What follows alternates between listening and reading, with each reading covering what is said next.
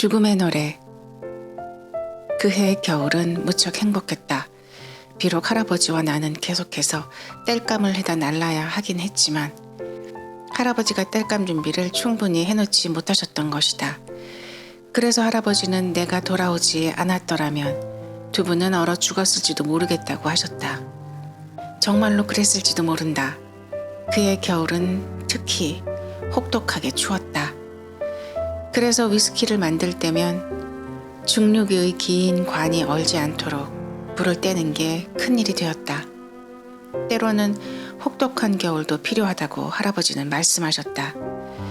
그것은 무엇인가를 정리하고 보다 튼튼히 자라게 하는 자연의 방식이었다. 예를 들면 얼음은 약한 나뭇가지만을 골라서 꺾어버리기 때문에 강한 가지들만이 겨울을 이기고 살아남게 된다. 또 겨울은 알차지 못한 도토리와 밤, 호두 따위들을 쓸어버려 산속에 더 크고 좋은 열매들이 자랄 기회를 제공해준다. 드디어 겨울이 지나고 씨를 뿌리는 계절인 봄이 돌아왔다. 우리는 옥수수 씨를 예년보다 좀 더 많이 뿌렸다. 가을에 만들 위스키 양을 좀 더 늘릴 생각에서였다. 사거리 상점의 젠킨슨 씨가 세상이 불경기여서 모든 장사가 다 안 되고 있는데 위스키 거래만은 오히려 더 잘 되고 있다고 말했던 것이다. 사람들이 힘든 상황을 잊으려고 위스키를 더 많이 마셔야 되기 때문일 것 같았다. 여름이 되자 나는 이제 7살이 되었다. 할머니가 아빠와 엄마의 혼인 지팡이를 나에게 주셨다. 그 지팡이에는 칼로 그은 자국이 별로 없었다. 아빠가 일찍 돌아가시는 바람에 두 분의 결혼 생활이 그다지 길지 않았던 것이다. 나는 그 지팡이를 내 침대 머리맡에 기대 놓았다. 계절이 여름에서 겨울로 바뀌어 가던 어느 일요일, 윌로존이 교회에 나오지 않았다. 그날 우리는 빈터를 가로질러 윌로존이 항상 기다리고 서 있던 느릅나무 아래로 갔지만 그의 모습은 보이지 않았다. 나는 숲속 저쪽까지 달려가 외쳤다. 윌로존! 그렇지만 그는 그곳에도 없었다. 우리는 예배에 참석하는 것도 그만두고 집으로 돌아왔다. 할아버지와 할머니는 몹시 걱정스러워 하셨다. 나 역시 그랬다. 찾아보았지만 윌로존은 아무 표시도 남겨놓지 않았던 것이다. 할아버지는 무슨 일이 생긴 게 틀림없다고 말씀하셨다. 할아버지와 나는 윌로존을 찾아가 보기로 했다. 우리는 월요일 아침 해가 뜨기도 전에 출발했다. 아침 해가 비칠 때쯤 해서는 사거리 가게와 교회를 지나쳤다.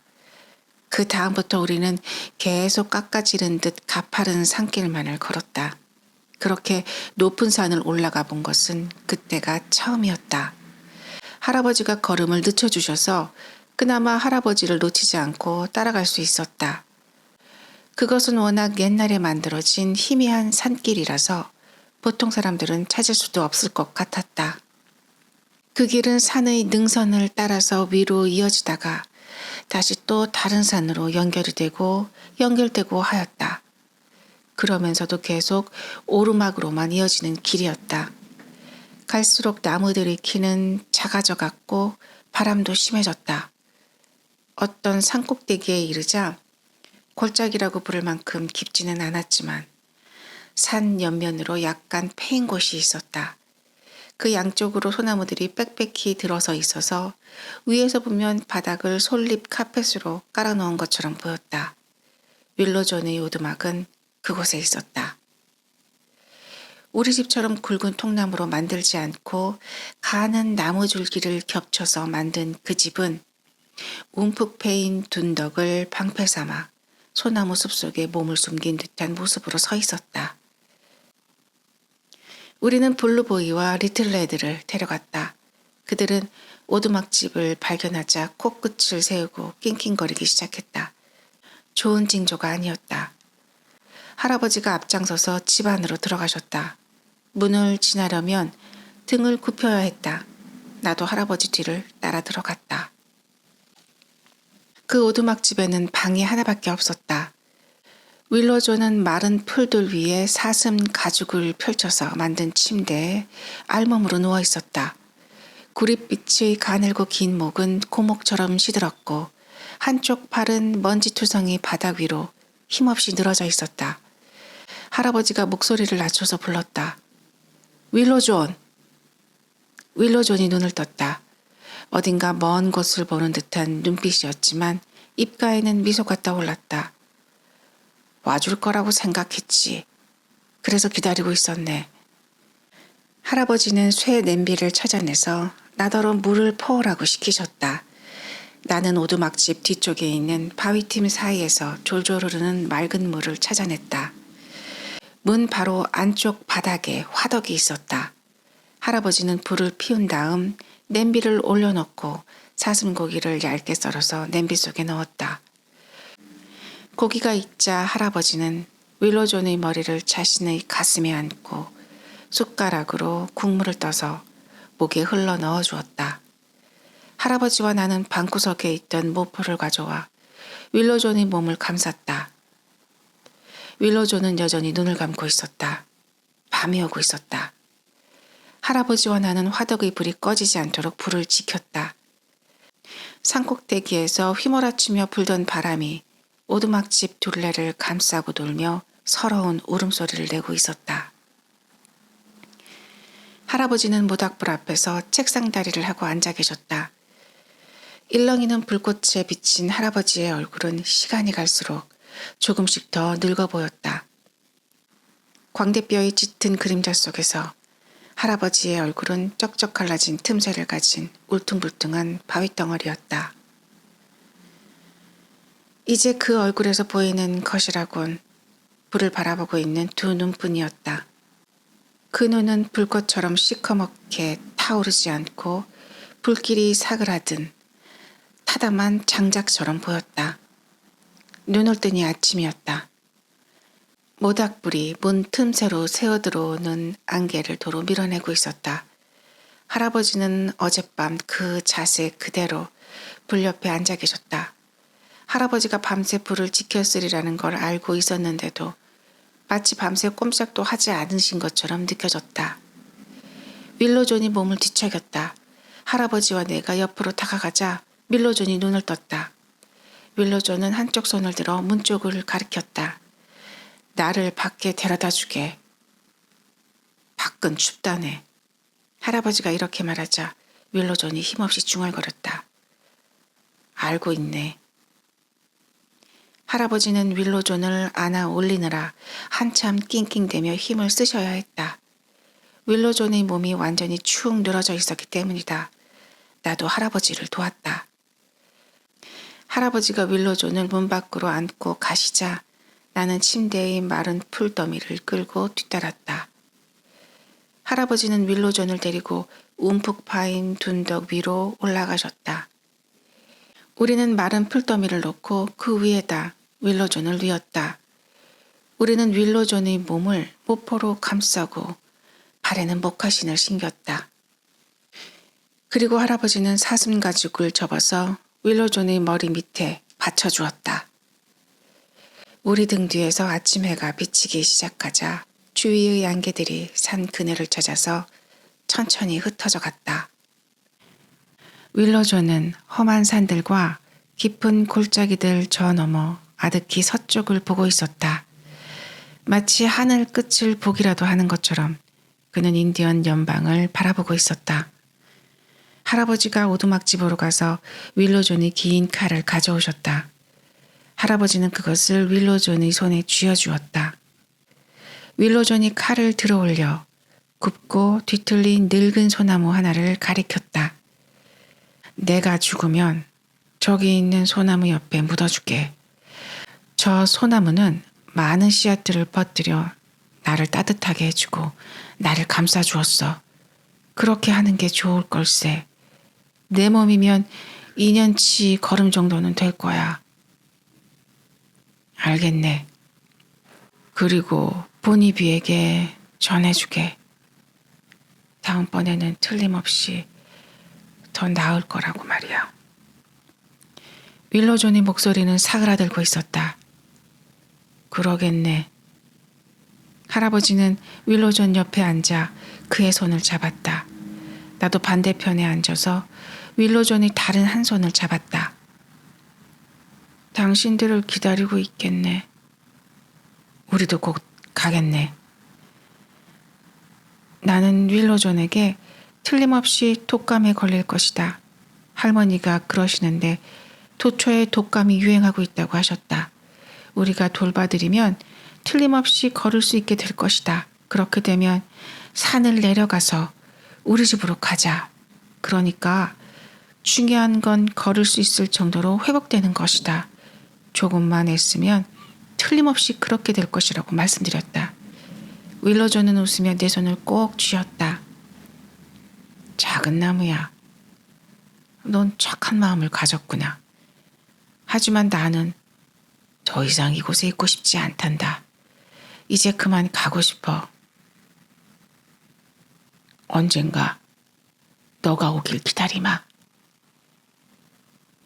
나는 울었다. 나는 윌로존에게 조금만 더 머물러 줄 수는 없는가? 내년에 날씨가 따뜻해지고 나면 그때 가면 되지 않는가? 올 겨울에는 히코리 열매가 많이 열려서 이제 얼마 안 있으면 사슴이 통통하게 살이 오른 모습을 보게 될 것이라고 말했다. 윌로존은 빙긋이 웃었지만 더 이상 말은 하지 않았다. 윌로존은 할아버지와 내가 거기 있다는 사실도 잊은 듯 산 너머 아득한 서쪽만을 바라보았다. 드디어 그는 정령들에게 자신이 가고 있음을 알리는 마지막 노래를 부르기 시작했다. 그것은 죽음의 노래였다. 낮게 시작된 그 노랫소리는 점점 높아지는가 싶더니 어느새 기운 없이 사그라들기 시작했다. 좀 지나자 그 노랫소리는 바람소리인지 윌로존의 목소리인지 더 이상 구별이 되지 않았다. 목 근육의 움직임이 점점 약해지는 데 따라 그의 눈빛도 희미해져 갔다. 할아버지와 나는 그의 영혼이 눈 속 깊숙이 빨려 들어가는 모습을 지켜보았다. 그의 영혼이 몸을 떠나는 것을 느꼈다. 그리고 나자 한 줄기 세찬 바람이 우리 사이를 지나쳐 가더니 늙은 소나무가지를 흔들어댔다. 할아버지는 그 바람이 윌로존이라 하셨다. 그는 그만큼 강한 영혼을 갖고 계셨다. 우리는 그 바람이 산등성이에 서 있는 높은 나뭇가지들을 휩쓸고 난 뒤 산 허리로 달려내려가 까마귀 떼를 공중으로 날아오르게 하는 모습을 지켜보았다. 까마귀들은 까악 울면서 윌로존과 함께 산 아래로 내려갔다. 할아버지와 나는 윌로존이 산등성이와 산봉우리 저 너머로 사라져가는 모습을 언제까지나 지켜보고 있었다. 우리는 오랫동안 그렇게 앉아 있었다. 할아버지는 윌로존이 돌아올 거라고 말씀하셨다. 우리는 바람 속에서 그를 느끼고 나무들이 속삭임 속에서 그의 목소리를 들을 것이다. 할아버지와 나는 각자의 긴 칼로 늙은 소나무에서 가장 가까운 곳에 무덤을 팠다. 우리는 최대한 깊게 팠다. 할아버지가 윌로존의 몸에 모포 한 장을 더 감고 난 다음 우리는 그의 몸을 무덤 속에 내려놓았다. 할아버지는 윌로존의 모자를 무덤에 함께 넣었고 잡고 있던 긴 칼을 다시 고쳐 쥐어주었다. 이제 윌로존의 손에는 긴 칼이 꽉 쥐어 있었다. 우리는 무겁고 큰 돌들을 잔뜩 쌓았다. 할아버지는 윌로존이 원한 대로 소나무의 거름이 되려면 너구리가 파헤치지 못하게 해야 한다고 말씀하셨다. 해가 서쪽으로 가라앉을 무렵에야 우리는 산을 내려왔다. 할머니에게 드리려고 윌로존의 사슴 가죽 셔츠를 집어오신 것만 빼고 할아버지는 오두막집 안을 윌로존이 살던 그대로 놔두었다. 골짜기로 되돌아갔을 때는 이미 한밤중이 지나 있었다. 아득히 멀리서 문상 비둘기 우는 소리가 들렸다. 그 소리에 대답하는 것이 없는 걸로 봐서는 윌로존을 위해 울고 있다는 걸 알았다. 집 안으로 들어서자 할머니가 등잔에 불을 붙였다. 할아버지는 윌로존의 셔츠를 말없이 식탁 위에 올려놓으셨다. 할머니는 무슨 일이 일어났는지 알고 계셨다. 그 후로 우리는 교회에 가지 않았다. 나는 상관하지 않았다. 이제 그곳에 가도 우리를 기다리는 윌로존이 없었으니까. 그 후 할아버지와 할머니, 내가 함께 산 기간은 2년 정도였다. 이제 할머니는 할아버지와 내가 가는 곳이면 어디라도 따라오셨다. 우리는 그 남은 시간 동안 충실히 살았다. 우리는 가을이면 가장 새빨간 단풍잎을 찾아냈고 또 봄이면 가장 푸른 제비꽃을 가리키며 서로에게 알려주었다. 그렇게 해서 우리는 그 아름다운 느낌을 함께 맛보고 서로 나누었던 것이다. 할아버지의 발걸음이 조금씩 느려지기 시작했다. 이제는 목화신을 약간 끌듯이 하며 걸으셨다. 나는 되도록 많은 위스키병을 내 자루 속에 넣고 짊어지려 하였으며 힘든 일도 더 많이 떠맡으려 했다. 그러나 우리는 한 번도 그런 일을 입에 올리지 않았다. 할아버지가 도끼 사용법을 가르쳐 주셨다. 활 모양을 그리듯이 해서 내리치니 통나무를 쉽고 빠르게 쪼갤 수 있었다. 이제 나는 옥수수를 할아버지보다 더 많이 땄다. 할아버지가 따기 쉬운 것은 일부러 남겨두었다. 그러나 나는 그에 대해서 아무 말도 하지 않았다. 이전에 늑다리 링거에 대해서 할아버지가 자신이 여전히 가치 있는 존재라고 느끼는 것이 중요하다라고 말씀하신 것이 떠올랐다. 그 마지막 가을에 노새인 샘이 죽었다. 내가 굳이 새 노새를 구할 필요는 없을 것 같다고 말씀드렸더니 할아버지는 봄까지 아직 시간이 많이 남았으니 기다려보자고 하셨다. 할아버지, 할머니, 나 셋이서 산꼭대기로 오르는 일이 잦아졌다. 두 분이 산을 오르는 속도는 예전에 비해 느려졌지만 두 분은 산꼭대기에 앉아서 주위 산 줄기들을 바라보는 걸 좋아하셨다. 할아버지가 발이 미끄러져 굴러 떨어지신 것은 이렇게 산길을 오르던 도중이었다. 할아버지는 혼자 힘으로 일어서지 못하셨다. 할머니와 내가 양쪽에서 부축해서 산길을 내려왔다. 할아버지는 이제 금방 괜찮아질 거라고 말만 하셨다. 하지만 그렇지가 않았다. 우리는 할아버지를 침대에 뉘어들었다. 파인빌리가 찾아왔다. 그는 우리 집에 머물면서 할아버지 옆에 붙어 있었다. 할아버지가 그의 바이올린 연주를 듣고 싶어 하셨다. 파인빌리는 등잔 불빛 속에서 긴 목을 바이올린 위로 기울이고 제 손으로 자른 더부룩한 머리를 늘어뜨린 채 바이올린을 연주했다. 그의 볼을 타고 내려온 눈물이 바이올린과 멜빵바지 위로 뚝뚝 떨어졌다. 그만 그치게 파인빌리. 자네가 음악을 망치고 있지 않는가. 나는 자네의 바이올린 소리를 듣고 싶어. 할아버지가 꾸짖으시자 파인빌리는 목이 메어 대답했다. 우는 게 아니에요. 감기가 걸렸어요. 하지만 말을 채 끝내기도 전에 그는 바이올린을 내던지고 할아버지의 침대 발치에 쓰러졌다. 그의 머리를 침대포에 들이받고는 등을 들썩이며 흐느껴 울었다.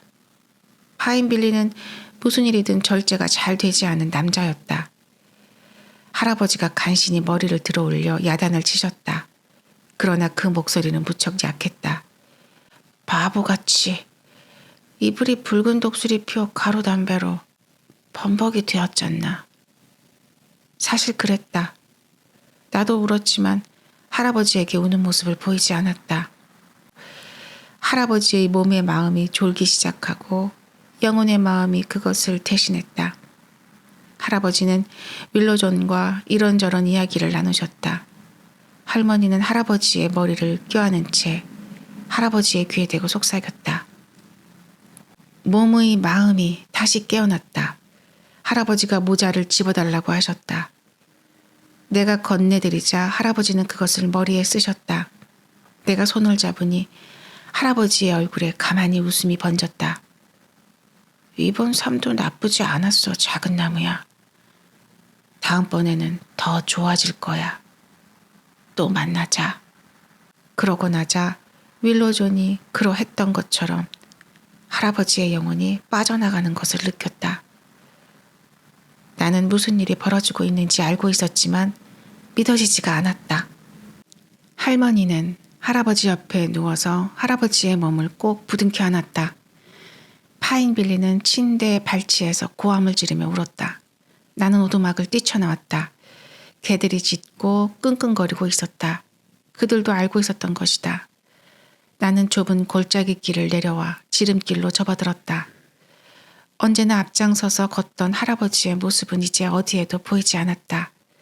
나는 세상이 끝났다는 걸 알고 있었다. 나는 눈물 범벅이 되어 넘어졌다가는 일어나고 또 걷다가는 넘어지고 했다.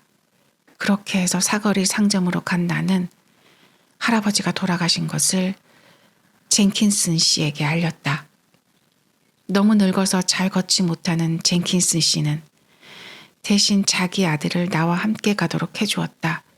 그분의 아들은 이미 어른이었는데 마치 내가 아기라도 되는 듯 내 손을 꼭 붙잡고 데려갔다. 내가 눈물 때문에 길도 보지 못했고 어디로 가는지 의식하지도 못했기 때문이다. 젠킨슨 씨 아들과 파인빌리가 관을 만들었다. 나도 도우려 했다. 남이 나를 도와줄 때는 내가 앞장서서 더 많이 일해야 한다고 할아버지가 가르쳐 주셨기 때문이다. 그렇지만 나는 거의 그렇게 하지 못했다. 파인빌리 역시 울음을 멈추지 못해서 별 도움이 되지 못했다. 그는 자기 엄지손가락을 쇠망치로 치고 말았다. 그들은 할아버지를 산 위로 모셔갔다. 할머니가 앞장섰고 파인빌리와 젠킨슨 씨 아들이 관을 메고 뒤를 따랐다. 그 뒤를 또 나와 개들이 따라갔다. 파인빌리는 여전히 울고 있었다. 할머니의 기분을 어지럽히고 싶지는 않았지만 그 모습을 보고 있으려니 나까지도 억제할 수가 없었다. 개들도 낑낑거렸다. 나는 할머니가 할아버지를 어디로 모셔가는지 알고 있었다. 산길 높은 곳에 할아버지의 비밀 장소. 할아버지가 아침의 탄생을 지켜보며 그때마다 항상 생전 처음으로 그 모습을 보기라도 하는 것처럼 지치지도 않고 산이 깨어나고 있어 라고 말하시던 그곳. 아마 실제로 그랬을 것이다. 아마 각각의 탄생은 그때마다 달랐을 것이며 할아버지는 그렇다는 걸 알고 계셨을 것이다. 할아버지는 아무에게도 이야기하지 않았던 그곳을 나에게 처음으로 보여주셨다. 그래서 나는 할아버지가 나를 얼마나 사랑하시는지 알게 되었다. 할머니는 우리가 할아버지의 관을 무덤 속에 내려놓을 때 그 모습을 보시지 않았다. 할머니는 저 멀리 산을 바라보고 계셨다. 그리고 우는 모습을 한 번도 보이지 않으셨다. 바람이 심하게 불었다. 산 꼭대기에서는 특히나 그랬다. 바람은 할머니의 길게 따은 머리를 들어올려 펄럭이게 만들었다. 할아버지를 묻고 나자 파인빌리와 젠킨슨 씨 아들은 산을 내려갔다. 나와 개들은 잠시 할머니를 지켜보고 있다가 그 자리를 빠져나왔다. 우리는 산을 반 정도 내려온 뒤 나무 밑에 앉아서 할머니가 오시기를 기다렸다. 할머니는 땅거미가 내릴 무렵에야 산길을 내려오셨다. 나는 이제 할아버지가 하시던 일까지 해내려고 애썼다. 하지만 나 혼자서 증류기를 타러 봤지만 결과는 그다지 신통치 못했다. 할머니는 와인씨가 남겨준 샘본책을 전부 꺼내와서 내게 부지런히 익힐 것을 독려하셨다. 나는 혼자서 개척촌으로 가서 책들을 빌려왔다. 이제 내가 난로 옆에 앉아서 책을 읽노라면 할머니는 조용히 불을 바라보시면서 듣고 계셨다. 그때마다 할머니는 잘 읽는다고 칭찬해 주셨다. 라핏이 죽었고 겨울이 끝날 무렵에는 모두까지 뒤를 따랐다. 봄이 오기 직전이었다. 나는 칼길에서 골짜기 길로 내려오고 있었다. 할머니가 오두막집 뒷 베란다에 앉아 계시는 모습이 보였다. 할머니는 그곳에다 흔들 의자를 옮겨 놓으셨다. 내가 가까이 다가가도 할머니는 나를 쳐다보시지 않으셨다. 할머니는 저 멀리 산꼭대기 쪽을 올려다보고 계셨다. 나는 할머니가 돌아가신 걸 알았다. 할머니는 할아버지가 마음에 들어 하시던 그 주황과 초록과 빨강과 노랑 무늬의 드레스를 입고 계셨다. 할머니의 가슴 앞섭에는 나에게 쓴 편지가 꽂혀 있었다. 작은 나무야, 나는 가야 한단다. 내가 나무들을 느끼듯이 귀 기울여 듣고 있으면 우리는 우리를 느낄 수 있을 거야. 널 기다리고 있으마. 다음번에는 틀림없이 이번보다는 더 나을 거야. 모든 일이 잘 될 거야. 할머니가. 나는 할머니의 그 작은 몸을 안고 오두막집 안으로 들어가서 침대에 누웠다. 나는 그날 낮 동안을 할머니 옆에서 보냈다. 블루보이와 리틀레드도 나와 함께 있었다. 저녁이 되자 나는 산을 내려가서 파인빌리를 찾아왔다. 파인빌리는 나와 할머니와 함께 그날 밤을 꼬박 밝혔다. 그는 울면서 바이올린을 연주했다. 그는 바람과 늑대별과 산등성이와 그리고 아침의 탄생과 마지막으로 죽음을 노래했다. 나와 파인빌리는 할아버지와 할머니가 듣고 계신다는 걸 알고 있었다. 다음 날 아침 우리는 관을 만들어 할머니를 산꼭대기까지 모셔가 할아버지 곁에 묻었다. 나는 두 분의 혼인 지팡이를 가져가 두 분의 무덤 사이에 돌무더기를 쌓아 잘 세워두었다. 나는 두 분이 나를 위해 새겨놓은 자국들을 바라보았다. 지팡이 끝부분에 있던 그 자국들은 두 분이 느낀 깊은 행복을 나타내고 있었다. 나와 블루보이와 리틀레드는 그곳에서 남은 겨울을 보냈다. 봄이 오자 나는 하늘 협곡으로 가 증류솥과 지렁이 관을 땅에 묻었다. 나는 아직 그것들을 쓰기에는 무리였으며 내가 알아야 할 만큼 충분한 기술을 배웠던 것도 아니었다. 할아버지는 누군가 다른 사람이 그것을 써서 질 나쁜 물건을 만들어내기를 원하지 않으실 것이다. 나는 할머니가 나를 위해서 모아둔 위스키 판돈을 가지고 아득히 저 멀리 서쪽 산들 너머에 있는 인디언 연방으로 가기로 마음먹었다. 블루보이와 리틀레드도 나와 함께 갔다. 어느 날 아침 우리는 오두막집 문을 닫고 집을 나섰다. 가는 도중에 농장에 나오면 일하게 해달라고 부탁했다. 그러나 개들이 있으면 곤란하다고 할 때는 당장 그곳을 떠났다. 할아버지는 사람들이 개에게 큰 빚을 지고 있다고 하셨다. 맞는 말씀이셨다. 아칸소주의 오자크 산지에서 리틀레드는 빙판을 잘못 밟아 시냇물에 빠져 죽었다. 산에서 살아온 개에게 어울리는 죽음이었다. 나와 블루보이는 인디언 연방으로 가는 여행을 계속했다. 실제로는 인디언 연방 같은 건 어디에도 없었지만 우리는 농장에서 일하면서 계속 서쪽으로 갔다. 이제는 평지의 목장에서 일하는 경우가 잦아졌다. 어느 날 늦은 오후 블루보이가 내 말 옆으로 왔다. 그 개는 그대로 쓰러지더니 일어나지 못했다. 블루보이는 이제 더 이상 한 발자국도 걷지 못했다. 나는 블루보이를 끌어올려 안장 위에 놓았다. 우리는 시머론 강의 붉은 저녁해를 등지고 동쪽으로 돌아섰다. 나와 블루보이는 산을 찾아 달렸다. 나는 일하던 곳으로 돌아가지 않았다. 어차피 그 말은 $15를 주고 산 내 말이었으니 상관없었다. 동트기 전 우리는 겨우 산 하나를 찾아냈다. 산이라기보다는 언덕이라고 하는 편이 더 어울렸지만 그래도 블루보이는 그걸 보자 반갑다는 듯이 낑낑거렸다. 블루보이를 메고 산 꼭대기로 오르니 해가 동쪽 하늘에서 떠올랐다. 블루보이는 엎드린 채 내가 무덤 파는 모습을 쳐다보고 있었다.